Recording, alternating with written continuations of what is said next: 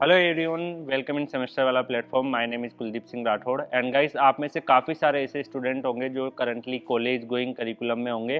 काफ़ी स्टूडेंट जो हो अभी first year, second year, third year, fourth year में है, वो कंफ्यूज है अपने करियर को लेकर। तो उनके दिमाग में ये भी रहता है कि सर कॉलेज के टाइम पर हम अपना बेस्ट सीजीपीए जो है वो कैसे मेंटेन रखें।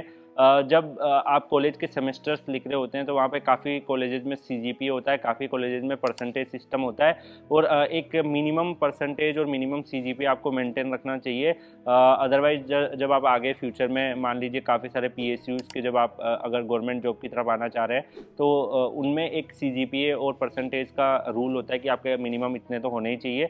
अदरवाइज आप प्लेसमेंट में भी अगर बैठते हैं तो वहाँ पर भी एक मिनिमम स्टैंडर्ड सेट किया जाता है। तो वो डिज़ायरेबल जो सीजीपीए है वो आपको कैसे मेंटेन रखना है। 9.5 प्लस सीजीपीए को भी अगर आप टारगेट करना चाहें और 90% से अबव भी आप टारगेट करना चाहें तो कैसे टारगेट कर सकते हैं। तो उसके रिगार्डिंग मैं आपको यही बताना चाहूँगा कि जब आप अपने कॉलेज करिकुलम में हैं तो सबसे पहले आपको अपने जो सेमेस्टर की जो मार्किंग सिस्टम है उसको अच्छे से समझना है।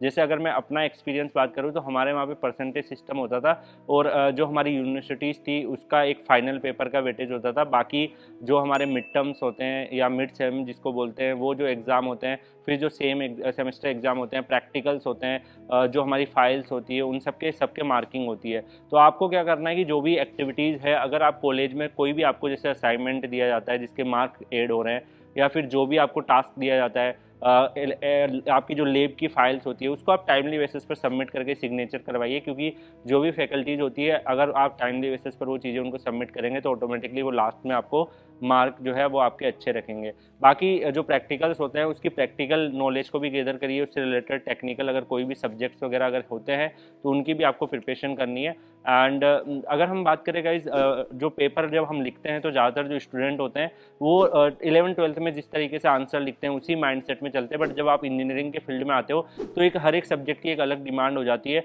काफ़ी सब्जेक्ट थ्योरेटिकल होते हैं, काफ़ी प्रैक्टिकल होते हैं, काफ़ी न्यूमेरिकल होते हैं। तो आपको सब्जेक्ट की नीड को समझना होगा, डायग्राम्स वगैरह का, फ्लो चार्ट वगैरह का, इन सब का आंसर्स में प्रॉपर तरीके से यूज़ करना होगा। अगर कोई टर्म्स जो है उसको आपको एक्सप्लेन करना है तो उसको अच्छे से आपको एक्सप्लेन करना होगा। तो ये सारी चीज़ों पे अगर आप फोकस रखेंगे और इन चीज़ों पे अगर आप काम करेंगे तो ऑटोमेटिकली जो आपके सेमेस्टर के जो मार्क्स है वो इम्प्रूव होंगे। और गाइज, मैं अपना एक्सपीरियंस बताऊं तो जो मेरा फर्स्ट सेमेस्टर था उसमें जो मेरे परसेंटेज थे वो ओनली 70 परसेंटेज थे।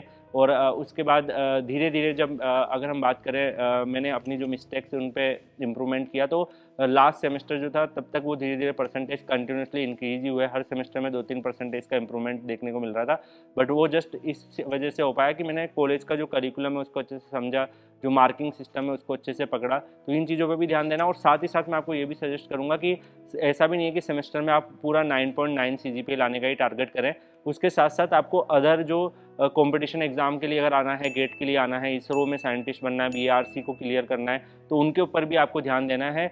कॉलेज लाइफ के दौरान ही अगर आप इन सब चीज़ों के बारे में अपनी प्रिपरेशन सोचेंगे, स्ट्रेटजी वगैरह देख के रखेंगे, कैसे तैयारी करना है, कुछ सब्जेक्ट प्रिपेयर कर लेंगे, तो आप हमेशा फ्रंट फुट पे रहेंगे। और जो स्टूडेंट फ्रंट फुट पे रहता है डेफिनेटली उसको सक्सेस भी बहुत आसानी से मिलती है।